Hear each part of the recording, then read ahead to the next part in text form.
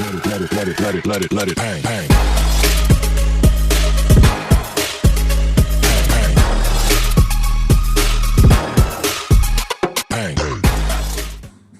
আজকে আমি তোমাদের শেখাবো কুঁদরি পোস্ত। দেখো কুঁদরিগুলোকে আমি এইভাবে সরু সরু ধুয়ে নিয়েছি আগে, তারপরে এরকম সরু সরু করে কেটে নিয়েছি। তবে কুঁদরিগুলো যখনই পোস্ত কেউ করবেন সেটা যেন একদমই কচি হয়, যেন পাকা না হয়। যদি পাকা হয় তাহলে খেতে কিন্তু টক হয়ে যাবে। একদম এইরকম কচি কুঁদরি চাই। তো আমার এতে আছে হাফ কিলো কুঁদরি, 500 গ্রাম। আমি এইভাবে ধুয়ে নিয়েছি আগে, কুঁদরিগুলো ধুয়ে নিয়ে ভালো করে সরু সরু করে কেটে নিয়েছি। এবারে এটাকে আমি পোস্ত দিয়ে রান্না করব। আমি এর মধ্যে পোস্ত দিয়ে দিচ্ছি এই যে চামচ, এই রকম সাইজের চামচে, এটা চা চামচের একটু বড়, এটাকেও চা চামচ বলা হয় কিন্তু একটু সাইজে বড়। তো আমি চামচের 5 চামচ আমি এর মধ্যে পোস্ত নিয়ে নিয়েছি। এবার এর মধ্যে আমি নিয়ে নেব যে যার ঝাল অনুযায়ী, যে যতটা যেরকম ঝাল খাবে সেই অনুযায়ী আমি এখানে দিয়ে দিচ্ছি 7-8খানা কাঁচা লঙ্কা, দিয়ে এটাকে আমি পেস্ট করে নেব। দেখো আমার পোস্তটা বাটা হয়ে গেছে। তবে প্রথমে পোস্তটা বাটার সময় আমি বলে দিই, প্রথমে তোমরা বন্ধুরা পোস্তটা যখন বাটবে, প্রথমে কাঁচা লঙ্কা পোস্ত একসঙ্গে নিয়ে তারপরে একটু মিক্সির মধ্যে ঘুরিয়ে নিতে হবে, তারপরে এটাতে জল দিতে হবে, না হলে যেই জল দিয়ে বাটবে পোস্তটা কিন্তু ভালো বাটা হবে না। আমার দেখো পোস্তটা কিন্তু সুন্দর পেস্ট হয়েছে। কড়ার মধ্যে আমি সর্ষের তেল দিয়ে দিলাম 3 চামচ মতো। এর মধ্যে তেল গরম হয়ে গেছে, আমি দিয়ে দিচ্ছি সামান্য কালো জিরে। কালো জিরেটা ঠিকভাবে হয়ে গেলে, দেখো কালো জিরেটা হয়ে এসছে, এবারে আমি দিয়ে দেব এর মধ্যে সেই কেটে রাখা কুঁদরিগুলো।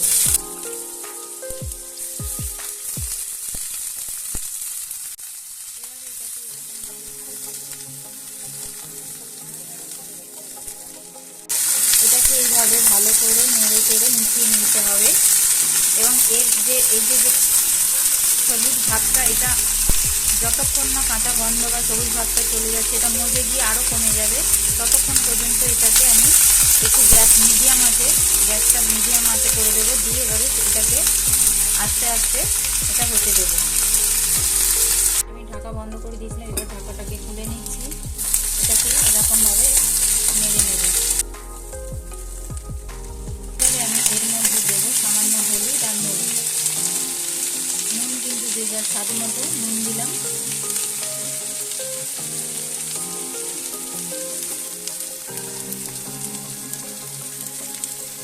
সামান্য হলুদ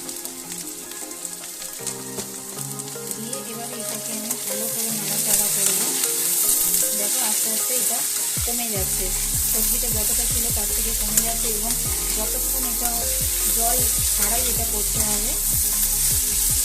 এটা থেকে দেখবে একটা সবুজ সবুজ গন্ধ বেরোচ্ছে, সেই গন্ধটা যতক্ষণ বেরোবে এটা কিন্তু ততক্ষণ কষাতে হবে, না হলে কিন্তু পোস্তটা খেতে একদমই ভালো লাগবে না।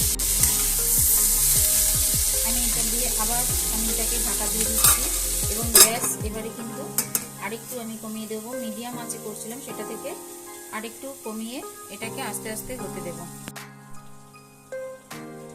আমি আবার একবার খুলে নিলাম, নিয়ে এবারে এইভাবে দেখো নাড়াচাড়া করছি। একটু নাড়াচাড়া করে নিয়ে আমি আবার ঢাকা দিয়ে দেব। এইভাবেই এটা হতে থাকবে। আমি ঢাকনাটাকে এবারে খুলছি। এইভাবে আমি 3-4 বার ঢাকনা খুলে আমি দেখে করলাম, গ্যাস মিডিয়াম আঁচে রেখে।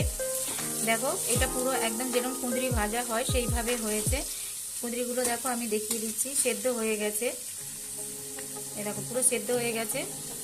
এবারে আমি দিয়ে দেব পোস্ত বাটাটা আমি দিয়ে দিয়েছি। দিয়ে এইভাবে এটাকে আমি এবারে ভালো করে নেড়ে চেড়ে নেবো। এবারে গ্যাসটা কিন্তু আমি একটু হাই ফ্লেমে করে দেব।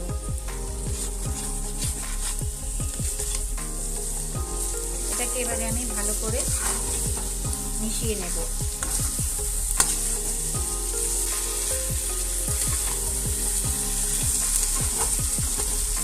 ভালোভাবে ভেজে নিয়ে এটা কুঁদরিটাকে করলে তাহলে কি হয়, ওর যে সবুজ গন্ধটা সেটা চলে যায় এবং খেতে খুবই ভালো হয় এটা।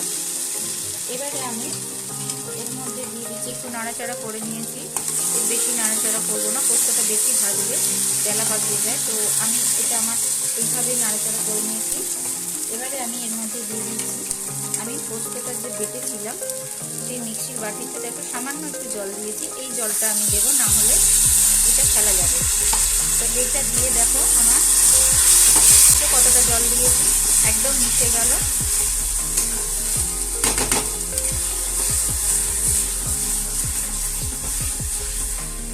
যদি তোমরা এর সঙ্গে আরেকটু ঝাল খেতে যাও তাহলে তোমরা লঙ্কার গুঁড়ো দিতে পারো বা কাঁচা লঙ্কা একটু বেশি বেটে দিতে পারো। আমি যেহেতু একটু মিডিয়াম ঝাল খাই সেই কারণে আমি লঙ্কার পরিমাণটা সেভাবেই দিয়েছি।